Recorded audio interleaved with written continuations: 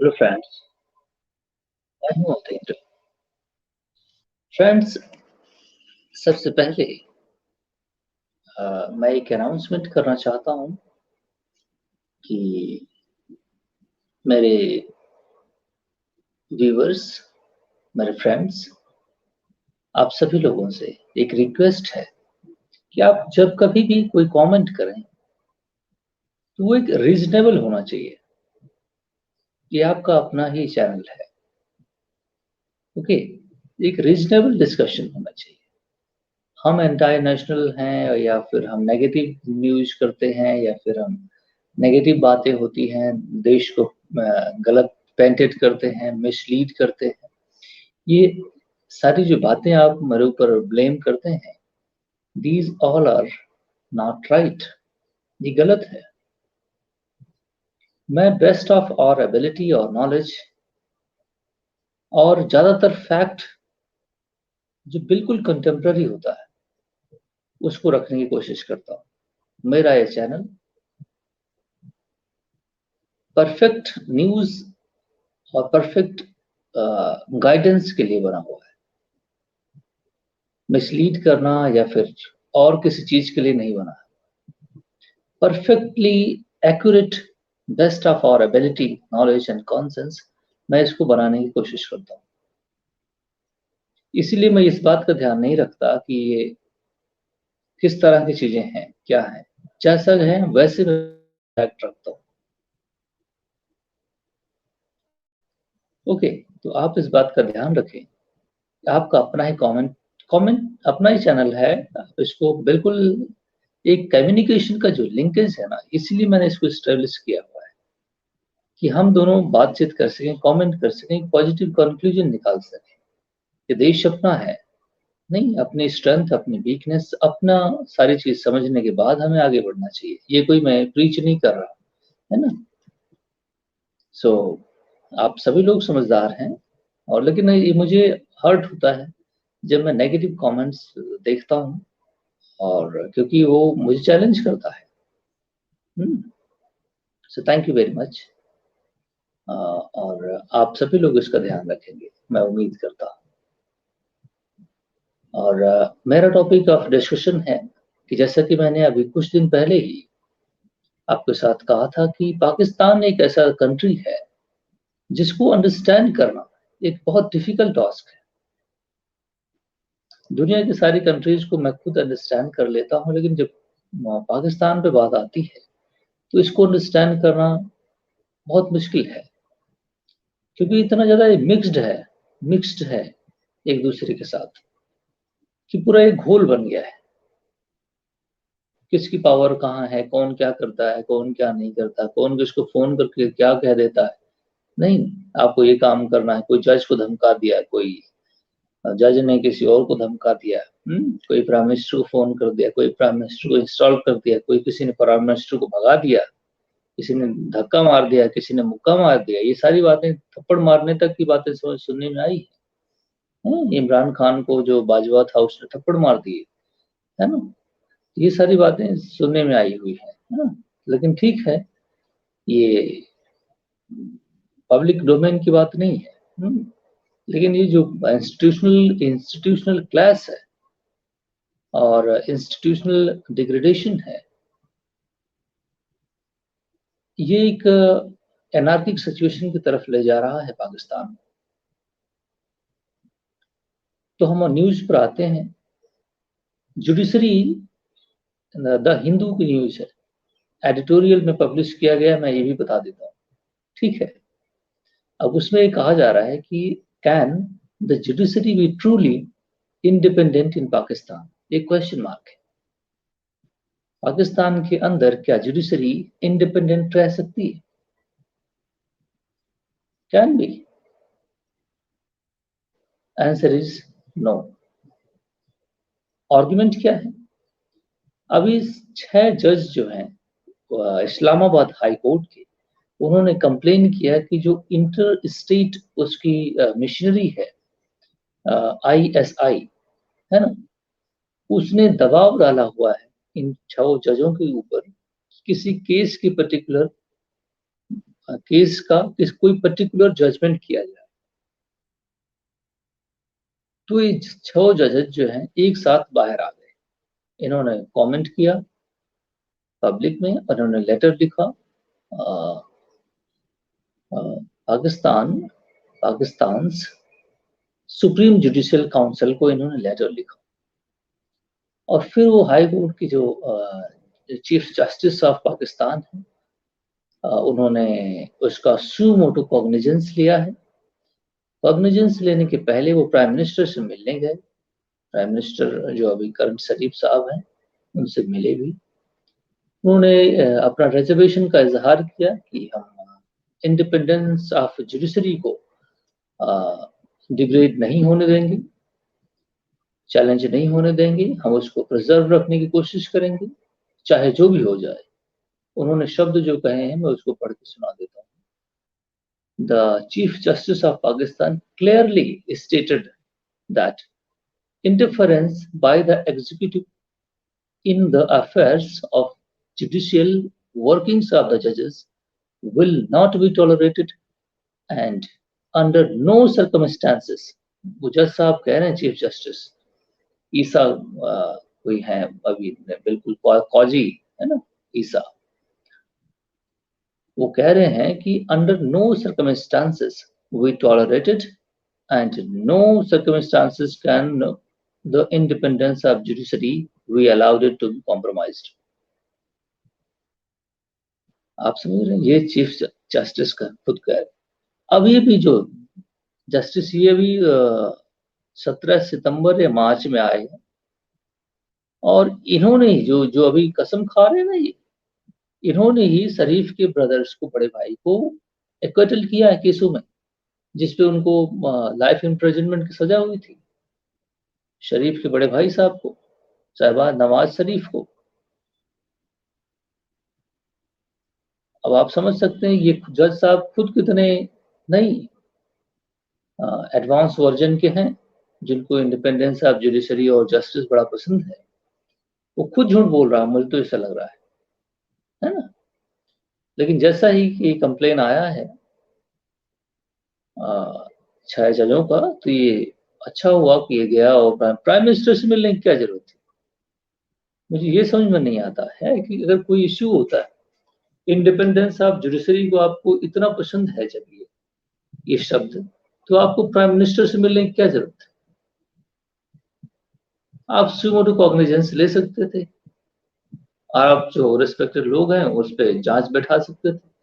Independence of judiciary का meaning ये होता है। अब आप प्राइम मिनिस्टर के पास गए, प्राइम मिनिस्टर से हाँ ना की बातचीत हुआ, उनको भी सेटिस्फाई किया। फिर उन्होंने कहा कि हम एक कमेटी बना देते हैं, इंक्वायरी कमेटी। अब इंक्वायरी कमेटी बनेगी तो इंक्वायरी कमेटी क्या एग्जामिन करेगी, तो फिर वो तो एक्सटर्नल कोई भी इंटरवेंशन जो है जुडिशरी में, वो इंडिपेंडेंस उसको एश्योर कहाँ रहने देगा। Mister prime minister Narendra Modi national judicial commission act पास किए, लॉ पास किए 2015 में। सुप्रीम कोर्ट ने उसको एक्सट्रैक्ट डाउन कर दिया। अमेंडमेंट 99 था, 99th amendment of Indian constitution. Supreme court ने स्ट्रक डाउन करके बोला कि एक्सटर्नल इंटरफेरेंस है ये हमारी रिक्रूटमेंट प्रोसेस में। तो हमारी जुडिशरी किस तरह काम करती, जैसे ही कोई एग्जीक्यूटिव उसमें इंटरफेयर करने की कोशिश करता है, वो मना कर देती है। इवन जुडिशियल मैटर पर तो कंसल्ट भी नहीं करता प्राइम मिनिस्टर के साथ, एग्जीक्यूटिव के साथ।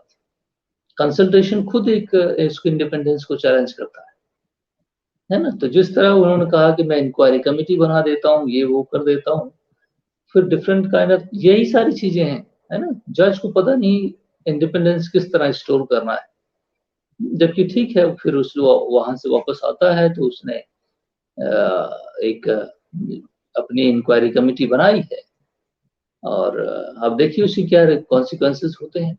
लेकिन ऐसे सेम केसेस 2018 में भी हुए थे। क्या इससे कोई कॉन्सिक्वेंस होगा, इस पे मुझे नहीं लगता कुछ होगा, कोई रिजल्ट आएगा। जबकि 2018 में एक जस्टिस हुआ करते थे इसी सेम हाई कोर्ट के, सिद्दीकी, जस्टिस सिद्दीकी, है ना। उन्होंने भी सेम कंप्लेन किया था कि इंटर सर्विसेज इंटेलिजेंस जो ISI है, वो मैनिपुलेशन इन जुडिशियल प्रोसीडिंग्स करती है। और उस पर भी कमेंट हुआ। फिर ये सुप्रीम जुडिशियल काउंसिल ने भी एक्शन लिया, that looked into the case, उस दौरान 2018 वाले केस में। और ऐसा हुआ जजेस साहब को निकाल दिए। उन्होंने क्या कहा, मैं पढ़ के सुना देता हूँ। That looked into the case was of the unanimous opinion that the Justice Siddiqui had, कह रहे हैं कि तुमने खुद गलत काम कर दिया। Justice Siddiqui had displayed conduct unbecoming of a judge। वो जज जैसा conduct ही नहीं किए, पहली चीज। आगे क्या, and was therefore liable to be removed from his office। ये तो हमारे गांव में कहते हैं कि उल्टा चोर कोतवाल को डांटे, है ना। वो ही आवाज भी उठा रहा है, उसी को ऑफिस से भी निकाल रहा है। However, just 1 week before the letters, जो उन्होंने लेटर लिखा हुआ था इस्लामाबाद हाई कोर्ट को, जजेस को, his petition was taken up with his dismissal was। अब फिर वो जो इन्होंने किया था, फिर डिसमिसल को अवॉइड किया गया, है ना। ऊपर केसेस फिर एक चर्निंग शुरू हो गई, फिर उसको रोका गया है कि उनको डिसमिस ना किया जाए, ठीक। तो फिर सॉरी वोरी बोली हूँ। अब इसमें मेन प्लेयर कौन है? The establishment, while the establishment, the military reach has expanded to all the organs of the state। State के जितने भी ऑर्गन्स हैं, मिलिट्री की हर जगह रीच हो चुकी है। Organs of the state and the civil society during their recent years there has been a pushback। जब से इमरान खान आया है तब से इसको एक सेटबैक भी हुआ है, मिलिट्री की प्रेस्टीज को। इमरान खान तो आप सभी लोग जानते हैं कि उसने एक पूरा प्रोपेगेंडा 50-52 बहुत सारे जलसे कर दिए, उसने लोगों को इकट्ठा किया, गैल्वनाइज किया, एंटी मिलिट्री कैंपेन की।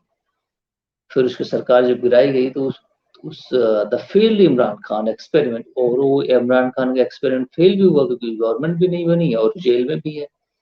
was the first big blow to the establishment's hold over the politics। अब पॉलिटिक्स पर उसका होल्ड लिटिल बिट कम हुआ, लेकिन हुआ क्या, इमरान खान को फिर से उसने जेल में डाला, और बहुत हैवीएस्ट पनिशमेंट है इमरान खान पर। पता नहीं कोई जेल से बाहर आ सकेगा कि नहीं आ सकेगा। और फिर अब इलेक्शन हुए, इलेक्शन में 2 पार्टीज की कोएलिशन बनवा करके उसको सीट पे बैठाया गया, और 3 साल के लिए मिस्टर शरीफ बैठे हुए हैं। 3 साल के बाद वो दूसरा वाला आ जाएगा, भुट्टो, बिलावल भुट्टो, 2 साल वो प्राइम मिनिस्टर रहेगा। 27 के बाद से 2 साल वो प्राइम मिनिस्टर रहेगा 29 तक, और फिर उसके बाद इलेक्शन होंगे। तो ये भी है इसमें सीन। तो मिलिट्री ने, आर्मी ने छोड़ा नहीं है पॉलिटिक्स। आज भी पॉलिटिक्स का ही बंदा, आर्मी का ही बंदा बैठा हुआ है शरीफ, और आर्मी के खिलाफ एक लफ्ज भी चू चपड़ नहीं करता, और हमेशा थैंकफुल रहता है। फिर the highly contested verdict shown that the substantial section including those in Punjab are from the Imran Khan Pakistan Tehreek. आज देखिए पंजाब का जो प्रोविंस है उस पर उनकी बेटी काम कर रही है, मरियम नवाज नहीं रूल कर रही है, तो पहले चीफ मिनिस्टर बन गई है। जबकि इमरान खान का इतना बड़ा होल्ड होते हुए 94 मेंबर्स उसके हैं नेशनल असेंबली में, बावजूद इसके कि उसको बाहर रखा गया है सरकार बनाने से। The judiciary has the same fate as well। The judiciary has also made efforts to curb the establishment's activities। However, those efforts have not been fruitful so far। जितना भी जुडिशरी ने एफर्ट किया हुआ है, जुडिशरी एक domain में करती है काम, है ना। एक जुडिशरी जो होती है उसका एक अपना स्पेसिफिक डोमेन होता है, वो ऑफिस में उठ करके उछल कूद नहीं मचा सकता जैसे पॉलिटिशियन करते हैं। तो उसके कॉन्डक्ट्स होते हैं जजेस के, इसलिए वो ज्यादातर खुल के सामने नहीं आ पाते। जो पब्लिक के बीच और जजों के बीच एक म्यूट कम्युनिकेशन होती है। Most of the people don't know what kind of judgment they are making, है ना। लेकिन ये जानते हैं कि हमारी जुडिशरी इंडिपेंडेंट है कि नहीं है। लोग साइलेंट रहते हैं, अच्छी है कि बुरी है ये हर कोई जानता है ना। लेकिन कोई स्पेशल जज के बारे में लोग नहीं जानते। जैसे हमारे मिस्टर चंद्रचूड़ साहब हैं, बहुत कम लोग जानते हैं। हमारे यहाँ जो हमारे स्पेयर में लोग रहते हैं, वो most of people don't know who is the chief justice and who are other जजेस इनटू द जुडिशरी, है ना। तो जजेस जो है पब्लिक फिगर नहीं है। द जुडिशरी, इसलिए उनका कोई पब्लिक सपोर्ट भी नहीं होता, क्योंकि वोटर्स वोट लेना नहीं होता उनको, है ना। The primary reason is simple, the separation of powers. पहली चीज separation of powers and the balance of power, ये दो कंपोनेंट्स हैं। Separation of power, federal structure में सेपरेशन ऑफ पावर बहुत इंपॉर्टेंट है, कॉन्स्टिट्यूशन मेकिंग में बड़ा जरूरी कंपोनेंट है। और बैलेंस ऑफ पावर, पावर का भी बैलेंस होना बहुत जरूरी है। In Pakistan remains skewed. Skewed means ये है कि किसी के पास ज्यादा पावर, ज्यादा टिल्टेड है, किसी के पास बिल्कुल थोड़ा पावर है, नहीं। जबकि वो पावर इक्वली डिस्ट्रीब्यूट होना चाहिए सारे ऑर्गन्स में जो स्टेट फंक्शन करती है। लेकिन वो स्क्यूड, किसी के पास ज्यादा है, किसी के पास नहीं है, किसी के पास है ही नहीं, है ना। कोई जानता ही नहीं है कि एक्सरसाइज कैसे करना है ना। पावर एक्सरसाइज करना कैसे है ये भी जानकारी नहीं है लोगों को। ठीक है। For the judiciary to succeed, the legislature and executive also need to be independent. Legislature भी इंडिपेंडेंट होना चाहिए जहां पे कानून बनता है, और जुडिशरी भी इंडिपेंडेंट होनी चाहिए, जैसा कि हमारी जुडिशरी है। And the balance of power vis-a-vis the establishment must be restored. हर चीजें वेल स्ट्रक्चर्ड होनी चाहिए। The judiciary also needs to pursue internal reforms, and judiciary को चाहिए कि वो एक इंटरनल रिफॉर्म्स करे, है ना, and to ensure that protect itself from the external interventions. लेकिन जजों के भी तो अपने इंटरेस्ट हैं। स्टेट को लूटने में जजों का भी हाथ है पाकिस्तान के अंदर। वो जिस तरह आर्मी पूरे पाकिस्तान के एसेट्स पर कंट्रोल रखती है, आर्मी जो है पूरे पाकिस्तान के एसेट्स पर कंट्रोल रखती है, होल्ड रखती है, उसी के हाथ में सारी लैंड प्रॉपर्टीज है। जमींदार सिस्टम आज भी मौजूद है। तो जो बड़ी बड़ी बिल्डिंगें जो बन रही हैं, ये अपार्टमेंट्स वगैरह, जजों के भी तो अपार्टमेंट्स होने चाहिए कि नहीं होने चाहिए? नहीं, सैलरी से काम नहीं चलता, नहीं। तो इस तरह उनको भी एसेट में कंट्रीब्यूशन चाहिए। तो सारा तो एस्टेब्लिशमेंट के हाथ में है। तो जजेस भी अपना शेयर लेने के लिए कुछ ना कुछ तो कोलैबोरेशन करते होंगे ना। फ्रॉड अगर सिस्टम में चल रहा होता है तो कोई एक सिंगल आदमी फ्रॉड नहीं होता, इंटायर सिस्टम फ्रॉड होता है।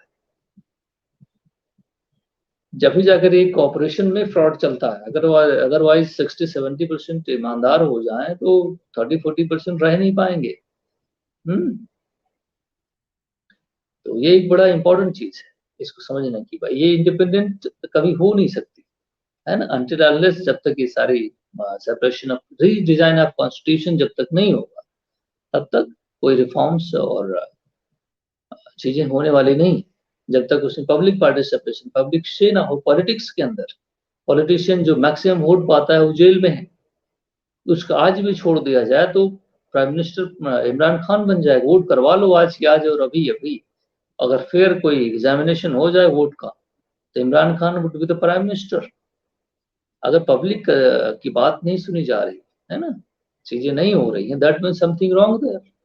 If one system is wrong and army is also pulling his power, And who is left? Army, judiciary would be excused. So you are seeing the result as a result, and people have no say into their governance structure. So entire corrupt kind of system is there. Yeah. So thank you very much. यही सारी चीजें जो मैंने अभी कुछ दिन पहले अपने आप से एनालिसिस करने के बाद बोली थी, मुझे आज इसका पूरा रिटर्न डेटा मिल गया, इसलिए मैंने उसको पढ़ के आपको समझा दी कि मसला है यही है। So thank you very much. Thank you.